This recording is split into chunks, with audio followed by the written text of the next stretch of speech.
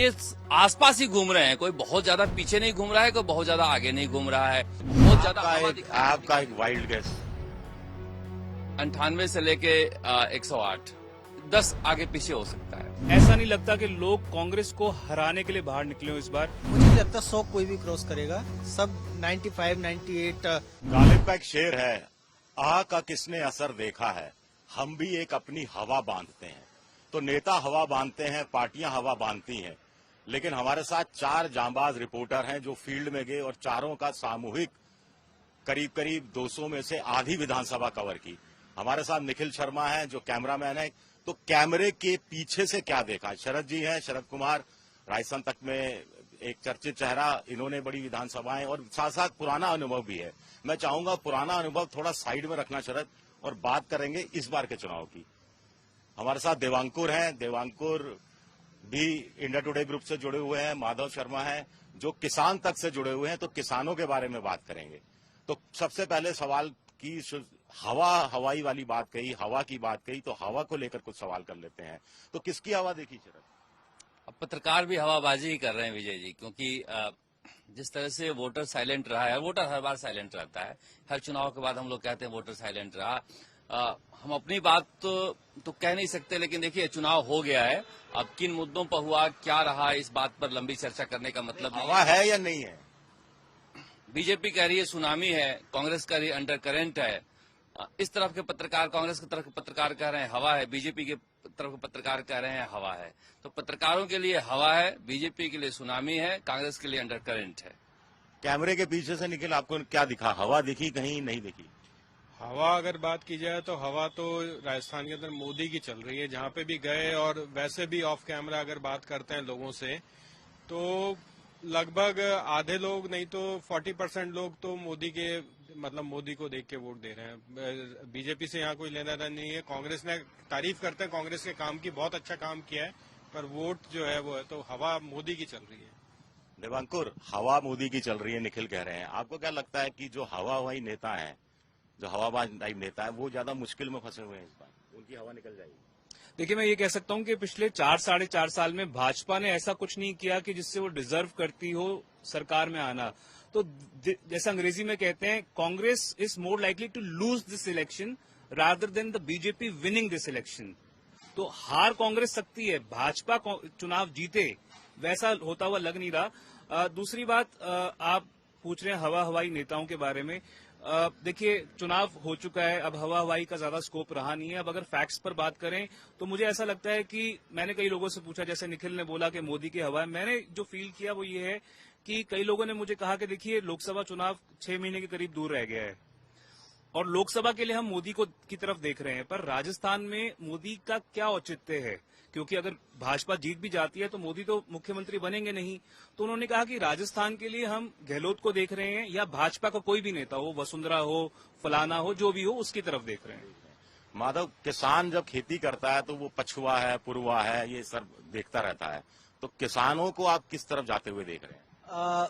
सबसे पहले विजय सर, आपकी एक बात का जवाब, आपने कहा हवा किसकी है, तो मुझे हवा तो नहीं दिखी, लेकिन जिस तरह से राजस्थान की जलवायु अलग अलग तरह की है ना, यहाँ 10 क्लाइमेटिक जोन है, तो मुझे इस तरह का एक जोन बटे दिखे पूरे राजस्थान में हवा को लेकर के, जो आपने बात की। दूसरी बात कही कि किसान किस तरफ है, तो मुझे एक किसान के कौम के तौर पर किसान कभी वोट नहीं करता। पूरे नॉर्थ इंडिया का ये ट्रेंड जाति के आधार पर वो वोट करता है, तो इस चुनाव में मुझे वही दिखा। लेकिन पूर्वी राजस्थान में थोड़ा ईआरसीपी को लेकर एक अंडर करंट जरूर था, लेकिन मुझे नहीं लगता कि उसको लेकर के वोट पड़े हैं, जाति को लेकर के जैसे हर बार वोट के साथ। कौन सी पार्टी आपको लगता है कि 100 के करीब आ सकती है या 100 क्रॉस कर सकती है? मोटा आंकड़ा। मुझे लग रहा है कि मैं आंकड़े बताने में बहुत निराशावादी हूँ। मुझे लग रहा है कि बीजेपी आंकड़ा नहीं पूछ रहा है, बीजेपी, मैं बता रहा हूँ, आंकड़े ही बता रहा हूँ। बीजेपी, मुझे लग रहा है कि 98 से लेके 105 तक, हालांकि बीजेपी का दावा है कि हम 120 के ऊपर जाएंगे। कांग्रेस के लोग कह रहे हैं कि हम 95 से लेके 115 तक। तो ये आसपास ही घूम रहे हैं, कोई बहुत ज्यादा पीछे नहीं घूम रहा है, कोई बहुत ज्यादा आगे नहीं घूम रहा है।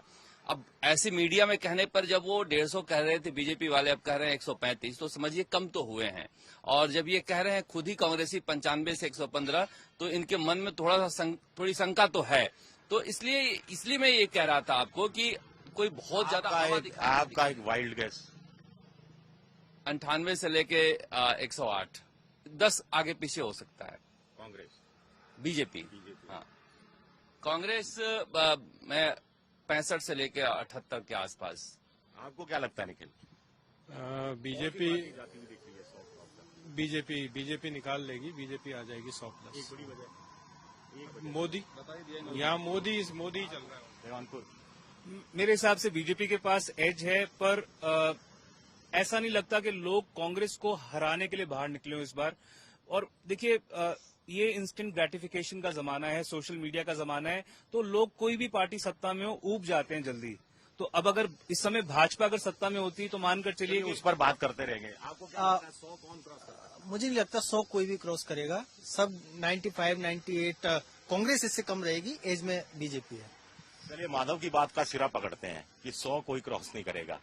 अगर ऐसा एक हाइपोथेटिकल क्वेश्चन है, अगर ऐसी स्थिति रहती है तो आपको लगता है कि मुख्यमंत्री बनने का कोई चांस वसुंधरा का तब निकल सकता है? नहीं, कोई चांस नहीं है।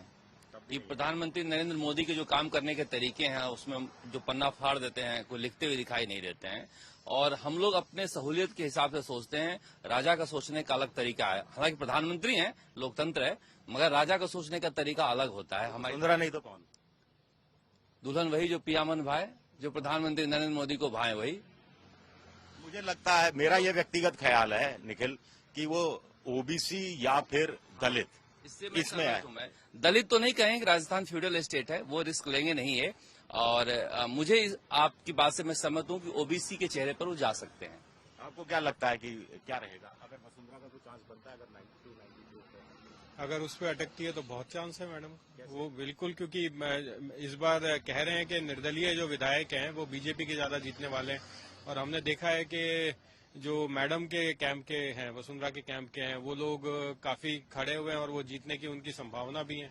तो जिस तरह से गहलोत ने पिछली बार खेल किया था, पायलट अध्यक्ष रहते हुए भी मुख्यमंत्री नहीं बन पाए थे, निर्दलीयों ने कह दिया था साफ साफ, हम गहलोत के घर पे कवर कर रहे थे और वहां पे जितने भी सारे निर्दलीय जीतने के बाद आए, उनका एक ही कैमरे पे ऑन बाइट दी थी कि अगर मुख्यमंत्री हमारा गहलोत ही बनना चाहिए और कोई नहीं हो।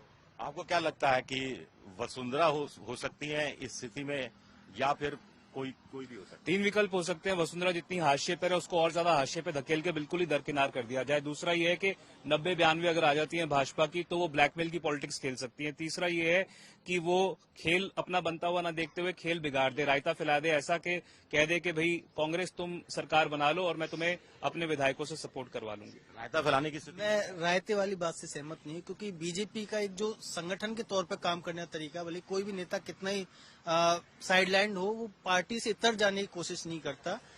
मुझे लगता है कि अगर ऐसी स्थिति आती है तो वसुंधरा हो सकती है सीएम, लेकिन रायता नहीं फैलाएगी। अगर कांग्रेस हारी तो गहलोत की हार के दो वजह। कर्नाटक मॉडल फेल होना, जहां पर सिद्धारमैया और डीके शिव कुमार साथ रहे, जैसा कि 2018 में दोनों साथ रहते तो। दूसरा भ्रष्टाचार, विधायकों का भ्रष्टाचार, सरकार का भ्रष्टाचार। 2 बड़ी वजह तो बहुत सारी हो सकती हैं। आपके 2 के अलावा जैसे एंटी इनकम्बेंसी हो गई? नहीं, विधायकों से नाराजगी है, क्योंकि यहाँ पे जहाँ पे भी जाते हैं देखते हैं तो लोग बाग विधायकों से, सरकार से नाराज नहीं है, सरकार की योजनाओं से खुश हैं, पर विधायक से नाराज है, क्योंकि विधायक सरकार बचाने के लिए। दूसरी, गहलोत और पायलट के जो आपस में जो झगड़ा रहा और पायलट को प्रोजेक्ट नहीं होने, पायलट के साथ तो लोगों में एक पायलट के प्रति सिंपैथी फैक्टर है। आपकी नजर में अगर अशोक गहलोत की सरकार, कांग्रेस हार गई तो 2 बड़ी वजह क्या होगी? ये एंटी इनकम्बेंसी को किल कर सकते थे अगर नए चेहरों को टिकट देते, पर इन्होंने कहा कि 2020 में जिन्होंने मेरा साथ दिया उनका मैं अपनी वफादारी उनके प्रति दिखाऊंगा, तो ज्यादातर नाम रिपीट हो गए। एक बड़ी वजह वो रही। दूसरी ये कि अपने जो आसपास के लोग थे उनको उन्होंने अपने से कट ऑफ कर लिया। डिजाइन बॉक्स, दूसरी वजह बता, डिजाइन बॉक्स को दे दिया तो आसपास के लोगों जो। माधव जी, आप? मैं 2 वजह मानता हूँ सर। एक तो विधायकों का करप्शन, जो बहुत जगह बड़ा मुद्दा था। दूसरा मिसकम्युनिकेशन। चलिए, जीत गई तो 2 वजह। कांग्रेस जीत गई तो योजनाएं हैं, 7 गारंटियां कह लीजिए, या फिर उनके पुराने जो काम है वह कह लीजिए, या फिर बीजेपी का ठीक से चुनाव नहीं लड़ पाना कह लीजिए। जीत गई तो योजनाएं हैं, और योजनाओं का इस बार प्रचार प्रसार जो किया है, पहले लोगों के बीच में प्रचार प्रसार नहीं करते थे गहलोत, इस बार प्रचार प्रसार में ज्यादा जोर लगाया है, तो एक तो वो है सबसे बड़ा। जीत गई तो अगर जीतती है तो मैं दोनों वजह ठीकरा बीजेपी के सर पे रहेगा, क्योंकि एक तो किसी को भी सीएम पद के लिए प्रोजेक्ट ना करना, दूसरा ये कि जिस तरह से विपक्ष की भूमिका निभाने में विफल रही है भाजपा पिछले 4, साढ़े 4, 5 साल में। पहली बात सर से अग्री करता हूँ। दूसरी बात, अगर जीतती है तो मोदी फैक्टर रहेगा। आपको लगता है बीजेपी बहुत खराब चुनाव लड़ी? हाँ, मुझे लगता है। चुनाव देखिए, मुद्दों की उनके पास कमी रही, हिंदू मुसलमान करने की कोशिश की, ध्रुवीकरण करने की कोशिश की, और मोदी के चेहरे पर चुनाव लड़ा। उस तरह से आपको लगता है बीजेपी ने खराब चुनाव लड़ा अपेक्षाकृत? बहुत खराब, 160 170 का आंकड़ा पहुंच सकता था, फॉर्च्यूनर में आ सकते थे, मगर बीजेपी बहुत खराब चुनाव लड़ी। इतना खराब चुनाव लड़ते हुए बीजेपी को मैंने कहीं नहीं देखा।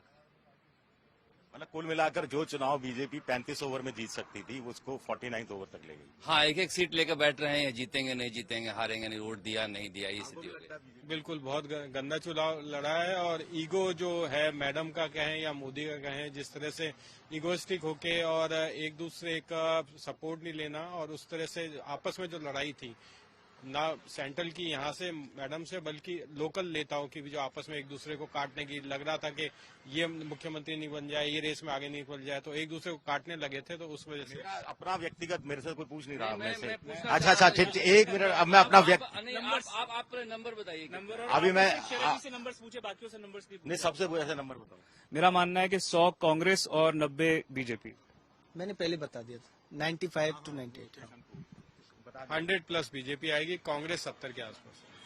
चलिए, इस पर मैं बताऊंगा थोड़ी देर में। कब? अभी थोड़ी देर में, कितनी देर बाद? 5 मिनट बाद। 5 मिनट क्यों ले रहे हैं आप? चुनाव तो हो चुका नहीं नहीं, अभी मुझे एक सवाल और पूछना है, 1-2 सवाल और पूछने हैं ना। नहीं, देखिए, मेरा घबराहट है क्या आपको नंबर बताने में? 105 से 108 बीजेपी, 72 77 कुछ कांग्रेस। मुख्यमंत्री कौन? मुख्यमंत्री तो मुझे लगता है कोई दलित या ओबीसी में से कोई होगा, और दलित में हो सकता है अर्जुन राम मेघवाल का के पक्ष में चीजें बीजेपी करी की जाए। जीतने की दो बड़ी वजह, बीजेपी की जीतने की दो बड़ी वजह। बीजेपी की जीतने की सबसे बड़ी वजह होगी कांग्रेस में जो नकारा निकम्मे एमएलए हैं उनका टिकट नहीं काटना, सबसे बड़ी वजह ही होगी। और एक बाकी मानसिकता लोगों में धर गई है कि हर 5 साल बाद सरकार बदलती है, तो इस बार भी बदल ही देनी है। बीजेपी हारती है तो बड़ी वजह दो, आप बताइए, वही सवाल हम आपसे नहीं, जानना बीजेपी चाह रहे हैं। हारती है तो सबसे बड़ी वजह अशोक गहलोत की गारंटियां, सबसे बड़ी वजह अशोक गहलोत की गारंटियां, और वसुंधरा को मुख्यमंत्री के चेहरे के रूप में प्रोजेक्ट नहीं करना। अशोक गहलोत हारते हैं तो अशोक गहलोत हारेंगे तो जो आप बता रहे हो उससे मैं सहमत हूँ, दोनों चीजों से सहमत हूँ। आपने सचिन आप पायलट बताइए पे कुछ नहीं पूछा, बड़ी जो पिछले 5 साल में रहा एक फिगर राजस्थान में। आप आगे मैं यही तो पूछ रहा था, अभी तो इंटरव्यू खत्म कहाँ हुआ भाई मेरे, अभी तो चल ही रहा था, बीच में टोकाटाकी हो गई। तो मेरे ख्याल से जो मैं ये कह रहा था कि सचिन पायलट का जो मुद्दा है उसको हमने इग्नोर मारा है अभी, लेकिन गांव में वोटिंग ज्यादा हुई है, महिलाओं में वोटिंग ज्यादा हुई है, और इसके अलावा देखा गया है कि एससी एसटी और मुस्लिम कम्युनिटी में वोटिंग ज्यादा हुई है। तो क्या ये वोटिंग जो ज्यादा हुई है ये किस तरफ जाती हुई दिख रही है? मेरा व्यक्तिगत मानना है कि ये वोटिंग जिस तरफ जाती दिख रही है वो चुनाव जीत रहा है, और इसमें कांग्रेस को भी एकदम आप उपेक्षा नहीं कर सकते कि उनको पक्ष में ये चीजें नहीं जा रही होंगी। आपका क्या ख्याल है? देखिए, महिलाओं की वोटिंग वाले जैसे हमारे चौधरी जी जो ड्राइवर हैं, गाड़ी चलाते हैं, वो जा नहीं पाए, लेकिन अपनी पत्नी और बेटी को कहा कि वोट डाल देना।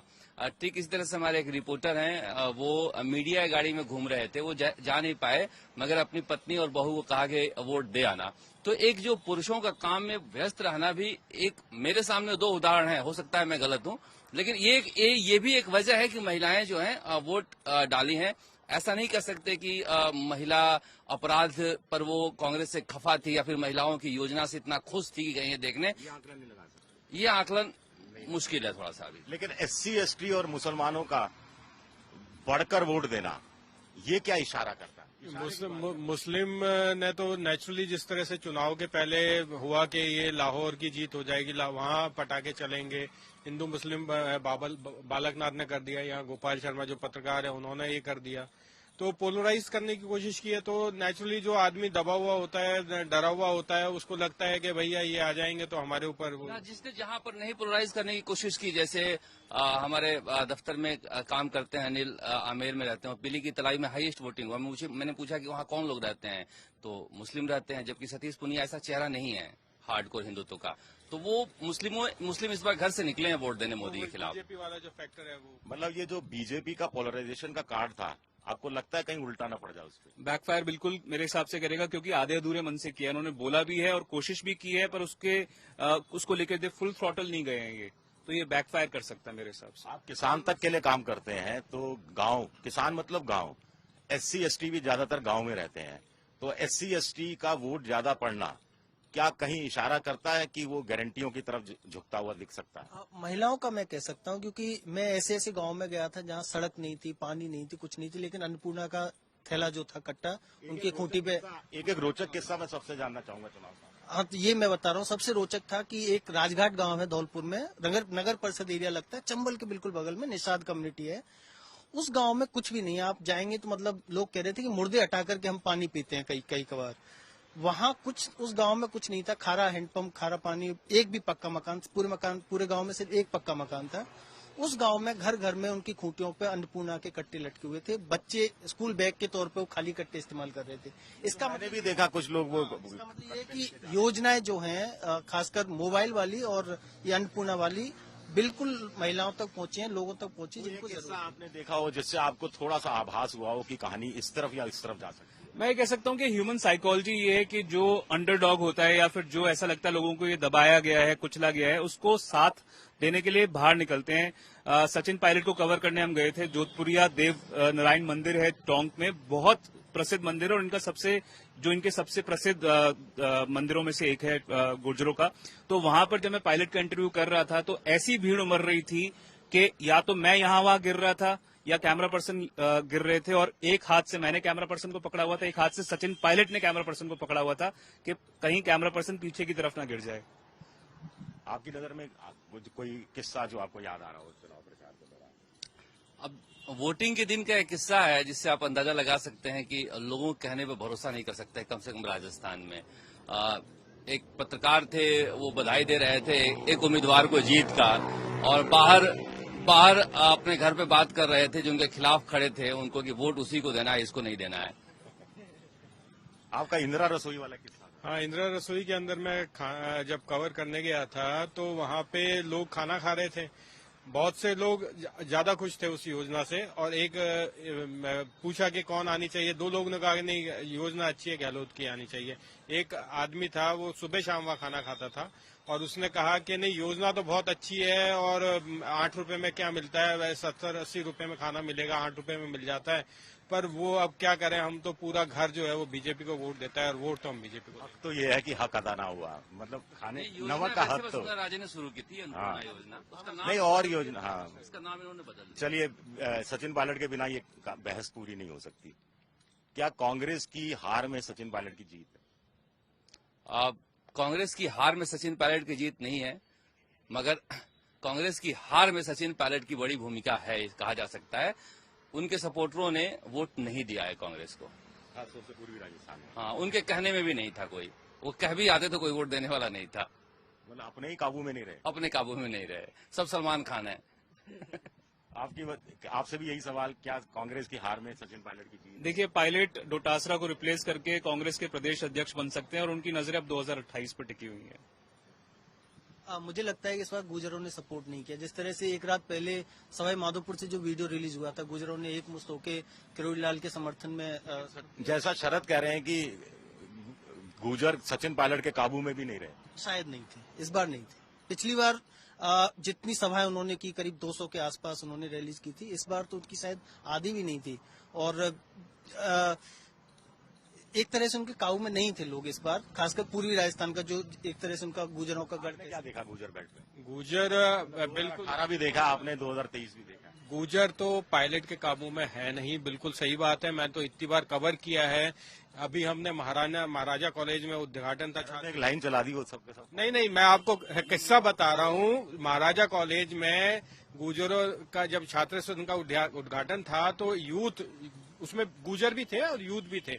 वो इतना पायलट जिंदाबाद जिंदाबाद कर रहे थे, पायलट उनको रोक रहे थे कि रुक जाओ रुक जाओ रुक जाओ, माने नहीं, पायलट खुद गिर गए वहां से चलते चलते। लेकिन अगर सचिन पायलट के काबू में गुजर नहीं है तो फिर सचिन पायलट की तो राजनीति बड़ी मुश्किल ये है। देखिए, ये आज की बात नहीं है। 2019 में लोकसभा चुनाव हो रहा था, तो इसी दौसा में सचिन पायलट के करीबी मुरारी लाल मीणा की पत्नी लड़ रही थी चुनाव। सचिन पायलट गए किरतपुरा में, गुजरों का गांव है, उन्होंने कहा कि आप मुख्यमंत्री नहीं बने ना तो हम आपकी बात नहीं मानेंगे, आप चले जाइए यहाँ से।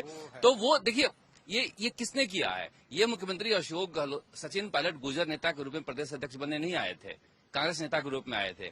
सचिन पायलट को रोकने के लिए अशोक गहलोत ने या उनके लोगों ने, उनके पत्रकारों ने एक साजिश रची गुर्जर नेता बनाने की, उसी गड्ढे में गिर गए। अब वो गुर्जर नाराज हो गए, गहलोत ने गुजरों को, सचिन पायलट को धोखा दिया, गुर्जर नेता बना दिया। अच्छा, और उसका नुकसान अब हो रहा है। एक चीज राजस्थान में अशोक चांदना भी गुर्जर नेता है, पायलट तो है ही है, पायलट तो है ही, पर सचिन पायलट को जिस तरह से प्रोजेक्ट किया जाता है ताकि उनको सीमित कर दिया जाए, बाकी नेताओं के जो उसी कम्युनिटी से आते हैं, बैसला भी रहे हैं, विजय बैसला भी गुर्जर हैं, इन सब के बारे में उसी लहजे में क्यों नहीं बात की जाती? कारण यही है कि सचिन पायलट की पॉपुलैरिटी को एक सीमित करने की कोशिश है। मैं ये नहीं कहूंगा गहलोत कर रहे हैं ऐसा, पर जो कोई भी कर रहा है। एक दो जगह मैंने अखबारों में पढ़ा, बड़ा इंटरेस्टिंग, अलग अलग जगह कि एक जगह लिखा हुआ था कि एक जगह गुजरों के गांव में रिपोर्टर से लोगों ने कहा, गुजरों ने, कि गहलोत ने दगा कर दिया सचिन पायलट के साथ।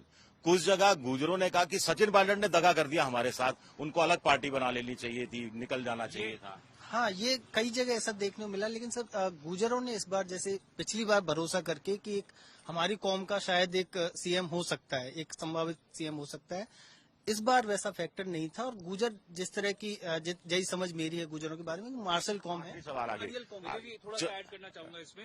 ये जल्दी बिल्कुल नाराजगी मैंने भी फील किया ग्राउंड पे, क्योंकि जो एक व्यक्ति जिसने कहा कि मेरे पांव के छालों की कसम, और जो 11 मई को उन्होंने यात्रा शुरू की अजमेर से, 2-3 दिन मैंने भी कवर की, वो उस तरह की बात और उतना इम्पैशन्ड भाषण देने के बाद अगर आप बैठ जाओ तो आपकी जितनी भी कोर सपोर्टर बेस है उसमें कहीं ना कहीं नाराजगी आई। उन्होंने कहा कि जैसा कि आपने कहा कि अगर अलग पार्टी बना लेते, अगर आज की वही आप किसी को कोट कर रहे थे, तो अगर अलग पार्टी बना लेते तो मान के चलिए 50 से 70 सीटों पे उनका दबदबा हो सकता था। वो खेल अगर अपना ना बनाते तो कम से कम बिगाड़ जरूर सकते थे और किंग मेकर का रोल जरूर प्ले कर सकते थे, वो जो कि नहीं किया उन्होंने।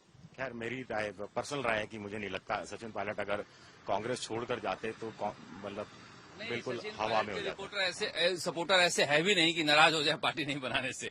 और मोदी के सपोर्टर कहें कि हम तो इस बार गहलोत को देंगे, मोदी को देंगे हम लोकसभा चुनाव में, मोदी के सपोर्टर जान देकर मोदी के साथ हैं, सचिन पायलट के सपोर्टर जान देकर सचिन पायलट के साथ हैं। अच्छा, सबसे एक लास्ट सवाल, टर्निंग पॉइंट क्या है? एक और चीज बताता हूँ आपको। आज अभी मैं राहुल श्रीवास्तव हमारे आज तक में ही हैं, उनका वो सुन रहा था लल्लन टॉप पे अड्डा। उन्होंने पायलट के लिए एक बहुत अच्छी बात कही कि अजीत का एक डायलॉग है कि इसको लिक्विड ऑक्सीजन में डाल दो, लिक्विड ऑक्सीजन इसे मरने नहीं देगी और लिक्विड इसे जीने नहीं देगा। पायलट के साथ वही वाली हालत हो गई है।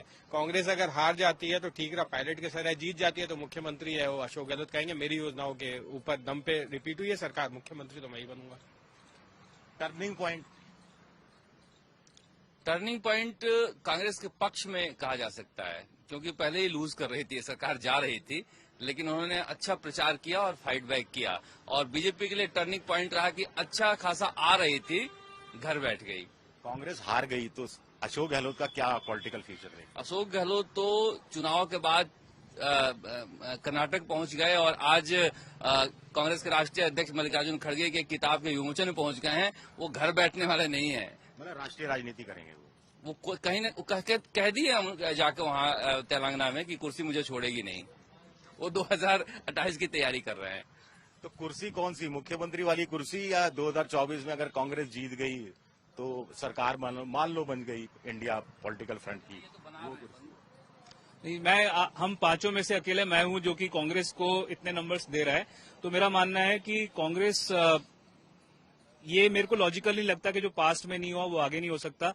परंपरा अगर 20 साल से चली आ रही है कि एक बार बीजेपी और एक बार कांग्रेस, तो हो सकता है कि परंपरा टूट भी जाए। आपके हिसाब से टर्निंग पॉइंट क्या है? मुझे लगता है कि अगर कांग्रेस जीतती है तो no doubt Ashok Gehlot CM होंगे, अगर नहीं होते तो हो सकता है कि वो 24 की चुनाव में कुछ राष्ट्रीय भूमिका में दिखे। चलिए, शुक्रिया। कोई बात बची हो कहने के लिए? 24 को राष्ट्रीय भूमिका में जाएंगे तो फिर वैभव गहलोत बेचारा फिर 2028 चुनाव लड़ेंगे अब जोधपुर से। ये तो बेटे के साथ भी अन्याय हो जाएगा। नहीं, यहाँ बेटे के मोह में तो दोनों फंसे हुए हैं ना। वसुंधरा भी कोई फैसला नहीं कर पा रही क्योंकि बेटे का मोह है, वहां भी बेटे का मोह है, तो परिवारवाद तो हर जगह है। चलिए, शुक्रिया आप लोगों का, सबका बहुत बहुत शुक्रिया अपनी बेबाक बातचीत के लिए और खुलकर बात करने के लिए, खुलकर अपनी राय सामने रखने के लिए। बहुत बहुत शुक्रिया।